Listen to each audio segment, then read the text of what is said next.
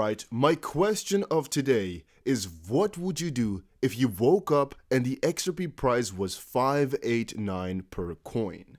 Let me know in the comment section down below, because if you press the like button, subscribe, and comment something down below, you're automatically entered into a giveaway of 100 XRP. So quickly do that, guys, and if we hit 1,200 likes, we're giving that away. And we also have to give away 25 XRP here to one commenter under this video. I know we already gave away 25 XRP twice, but we have to do it 2 more times. We're gonna give away one in this video and one in the next one. So I briefly have to load in all the comments, and if it is somebody who already won last video, we'll pick somebody else. And if it's somebody who either hates on me or a bot, they will also not win. Keep that in mind. So let's start here. The person who won this giveaway is David McCormick. He says XRP, which is completely fine. I'm going to briefly check later if he's not a scammer. If he's not, congratulations to winning 25 XRP. Having said that, guys, I think this is going to be a very important episode because I want to make it a little bit more educational. Why? Well, I've been listening to a lot of podcasts lately. All right, and one of the ones I watched was Institutional Money to Propel Bitcoin to Over 250,000 in 1 year, interview with Raoul Pal. And this was actually another very good video, kind of akin to the interview we saw from Brad Garlinghouse, I think, yesterday, as they both just have something which I was kind of wondering about, or I was kind of wondering about different people's perception on the idea. And one of those things was how this rally is different from the previous one. That in its entirety, and really the question surrounding that. And one of the cool parts is that right now there are a ton of whales who are trying to get in, institutional buyers. And if you've checked out the video, you'll know exactly what I'm talking about here, that companies like Grayscale, PayPal, and Square are actually trying to buy everything up. So there's a lot of demand. And when I say buying up, I mean the newly mined Bitcoin. By the way, more about this 2021 talk I'll be talking about in the next video that's going to be coming up here, but this is just a baseline that you're going to need for the rest of these videos, because there's a lot of demand and it's kind of being overwhelmed by a couple of institutions. You should know that. Now, here was actually a kind of a cool article that I wanted to squeeze in here before I forgot. SEC, some stuff, a filing, Ripple takes deeper position on MoneyGram, big things are coming. And the cool part here is just understand and grasp that the line between fintech, or really just kind of crypto companies, and the traditional realm are closing on in. All right, it has to do with these bigger institutions popping on in, but it also has to do with the mutual benefits, the partnerships that are being made. These two worlds are closing in piece by piece, and it's something you should really admire as well. But if you check at the bottom here, there's a lot of questions which I found cool. For example, here, let's see, how is the latest rally different from 2017? Well, the big part of it being institutional investment. Why is Bitcoin a more promising investment than Ethereum? You can kind of see it in the way that there's just a lot more institutional interest in Bitcoin. Are investors neglecting Bitcoin? No, they are not. We've seen a huge amount of these billionaires even say that a lot of hedge funds will eventually put in like maybe 5% or so in Bitcoin, or maybe 10% in gold. Is Bitcoin the anti-vaccine trade? That's one question I still do not have the answer to officially, at least in my opinion. Are signs of global economic recovery impacting, negatively on Bitcoin? I think that one is another one that's completely up to debate. Can Bitcoin become an effective store of value despite its speculative nature? Yes, it can, surely. And you kind of get the idea, right, of everything that this one was about and why it is so important, at least to me, is mostly about this area. And if you then try to look up a little bit more about demand and supply, you also notice how or what we keep putting in these charts, these little zones, and why we do that. Why is that so? Well, just quickly read for yourself right here a little bit more about supply and demand zones. It's really going to be important that you do that to get a full understanding of what's going on in the market. And this stuff, supply and demand zones, will most likely make you more money in trading than any other thing will. The basic concept of this will really change everything. So, you can check out this link or a different one. I don't really care. But just understand this, all right? Please, guys, I'm asking you as a friend here, please check this stuff out. You're not doing it for me, but purely for yourself.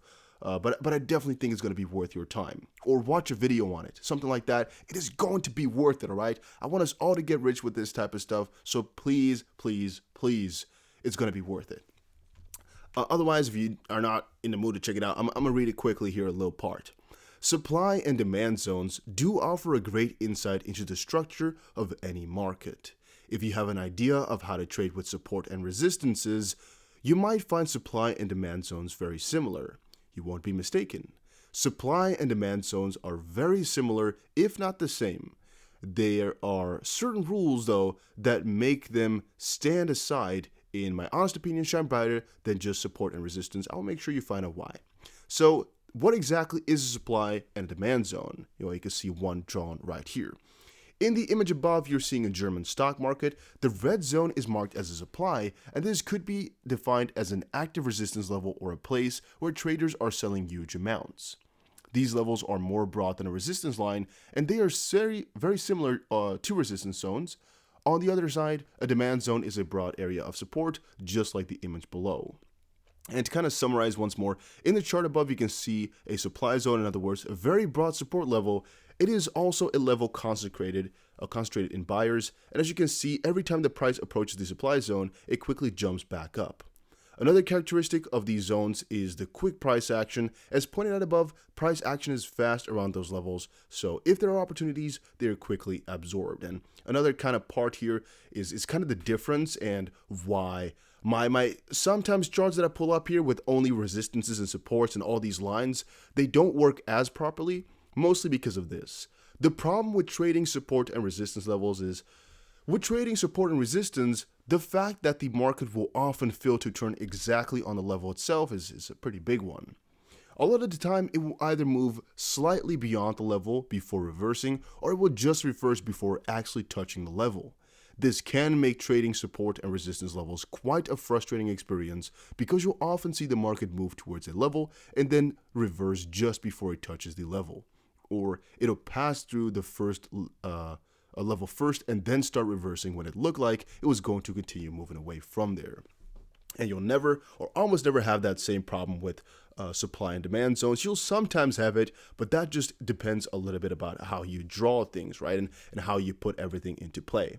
So a couple of the most important ones for XRP, you actually have to find these out by backtesting, which we haven't done here properly. And why I'm saying that is because, for example, if you're looking on a weekly chart for XRP, what you would have to do is you draw the first supply zone, for example, and you would check for a demand zone. You would kind of cross out the last demand zone or supply zone, and you'd go on with that little rouge, right? And you would keep them in, but kind of cross them out, seeing what the next one is, and then keep them all at play. And then eventually, if you're done on a monthly level, you go do that on a weekly, and then you go on your way down. That's to get a good idea of what's really going on. And some guys have done that for XRP or for Bitcoin all the way since the beginning. All right, so they put in every single zone, and every time another one gets hit or taken out, they move on. And why am I saying taken out? Why am I saying that type of stuff? Well, what's important with these zones is that it really just means that in this area reside a lot of sellers. There's a lot of selling pressure in here. There are a lot of people who want to sell this coin or who are trying to make the price go down. Why are they doing that? Well, a multitude of reasons, which we don't want to get into here because we would be stuck here for another day. Why would people want to sell? There's a thousand different reasons why. The biggest reason, though, is they want to make money on the way downwards. Now, the same thing can kind of be said about the upside. And again, these little blue ones are the ones you're going to have to watch for in this specific case. Let me quickly turn this one off so you can see it more clearly. And even the green one. Can I do that, guys? How do I? Let's see here. Fibonacci on the right. Let me turn all fibs off. This one also off. There we go. So what's clear to see, in my opinion, is these zones and how they're acting and why they're so important. In this case here, let's say it was a bullish zone and a bearish zone. That's maybe easier for some people to understand if you don't get the supply and demand, even though, again, it was kind of shown in here kind of simply. Supply is just resistance, so to speak, and I shouldn't really say it that way, though, because it can still kind of depend on the whole situation. But we just see it on the easier sense. Supply is the top and demand is going to be the bottom, right? That's your easiest way to see things. You can kind of debate about that, but that's the easiest way to view it all. Now, with that said, again, let's say this is just one of our zones here in which people are. And why I'm saying it depends is because they will always switch over, like support and resistance. They're just going to switch over and change. It just depends on what people are doing in there. But demand just means, let's say right here, it could be a demand zone right now because people are wanting to buy, right? People are keeping buying up. And this could be a supply zone because there's just a lot of supply. People are supplying it and they're selling it off. You guys get that picture and that idea? So why it's so important is we keep touching in here, and the bigger part is breaching this all the way through. I mean, if we hit it, it just means, again, we get into a zone where there's a lot of sellers and we fall back down. It's a lot better than these resistance lines, a lot simpler, because, well, you can hit the thing to the spot, but you can also go a little bit above or below, like we saw with the Fibonacci here.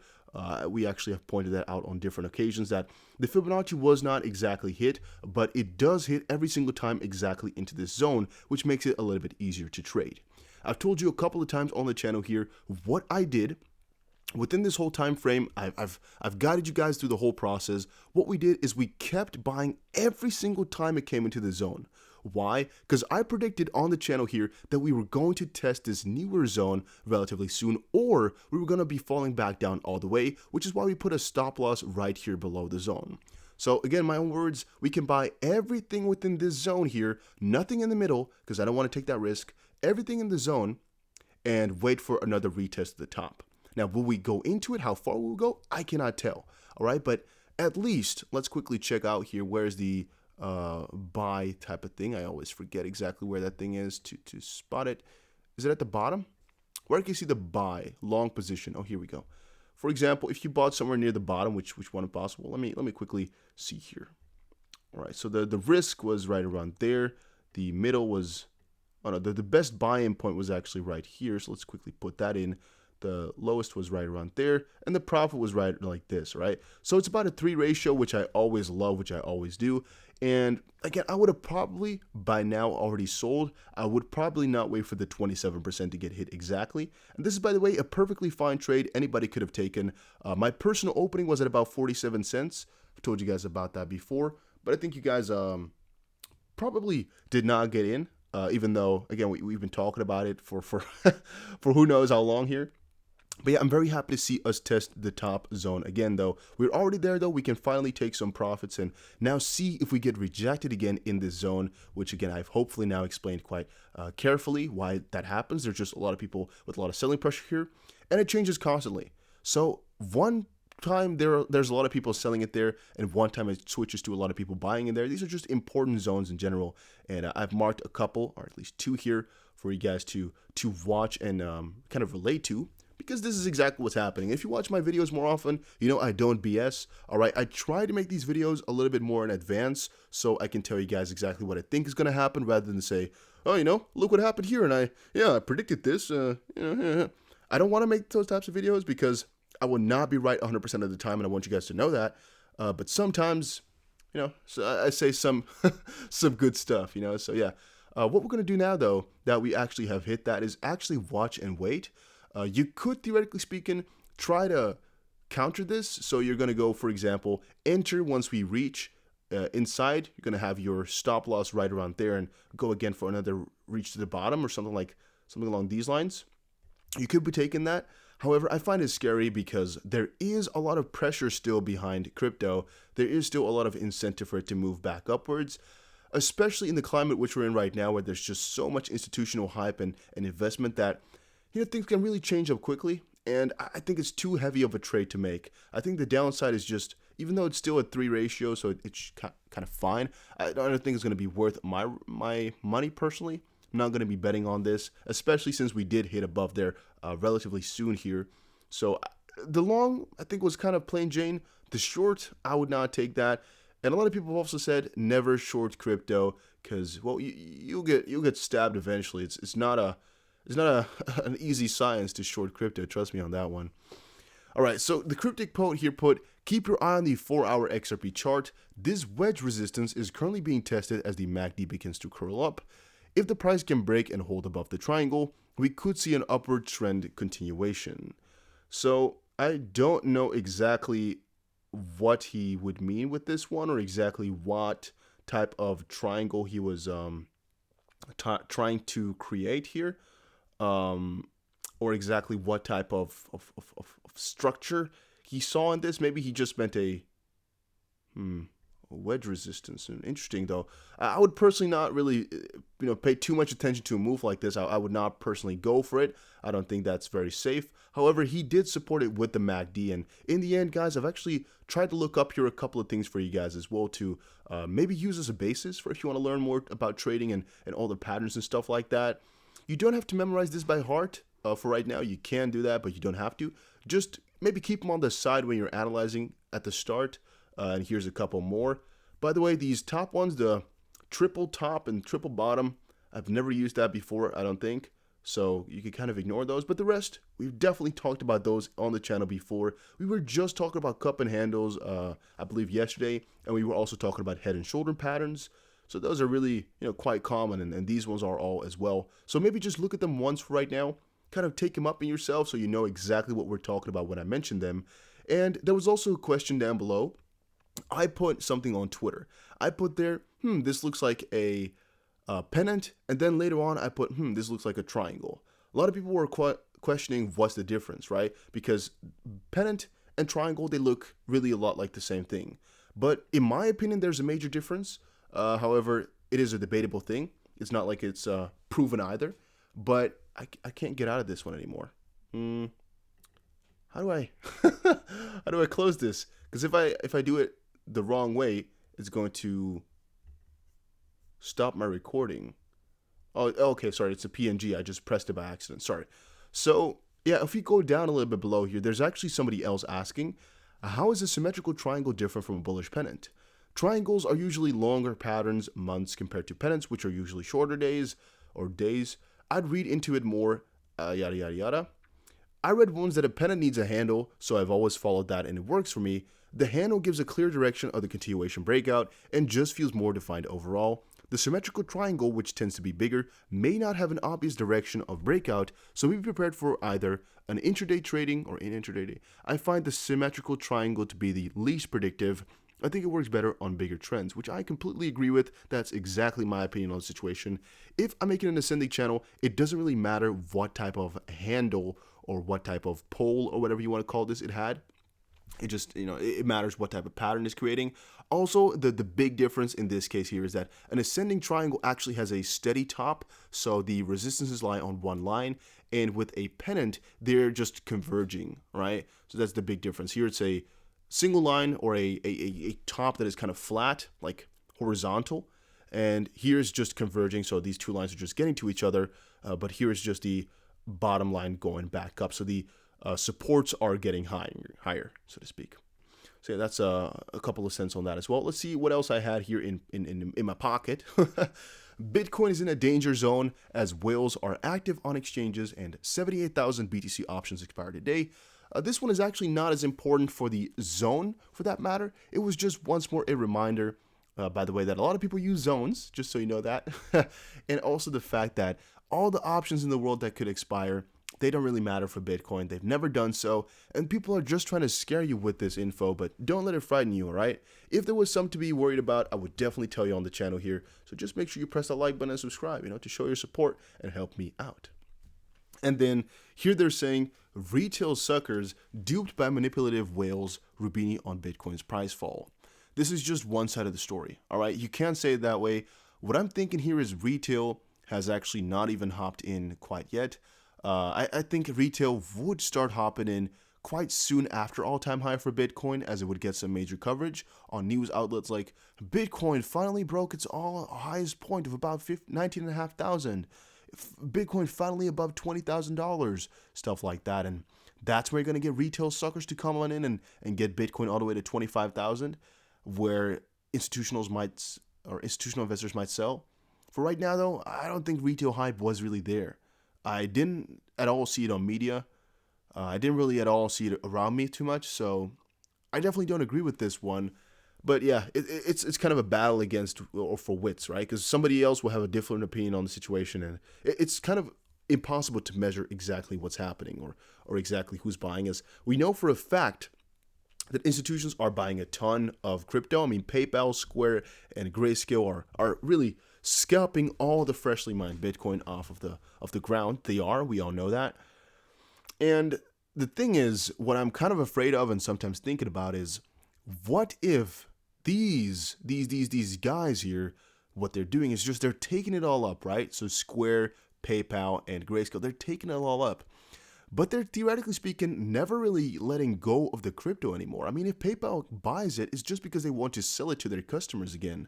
But they are never going to sell that Bitcoin because they just have it in wallets, right? So even if you sell your Bitcoin, PayPal will still have it, backed, so to speak. So I kind of thought about that, and the supply, the real circulating supply, just keeps getting less and less and less the more that these guys get in. And they're talking here about circulating supply.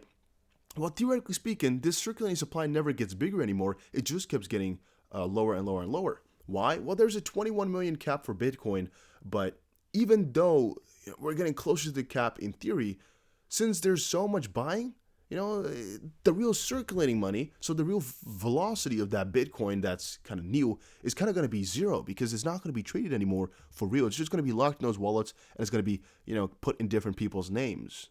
But it's really just going to stay in one wallet, possibly forever. So yeah, that's something I thought about. But that was it for today's video. It's already a very, very long one. Hopefully you enjoyed it though, and hopefully you learned something new. And again, if you were the winner, make sure you contact me, or just place something below your initial tweet. No, what's it called now? Comment. And by the way, guys, make sure you follow me over on Twitter. Don't forget to do that. I'll see you guys again in another one.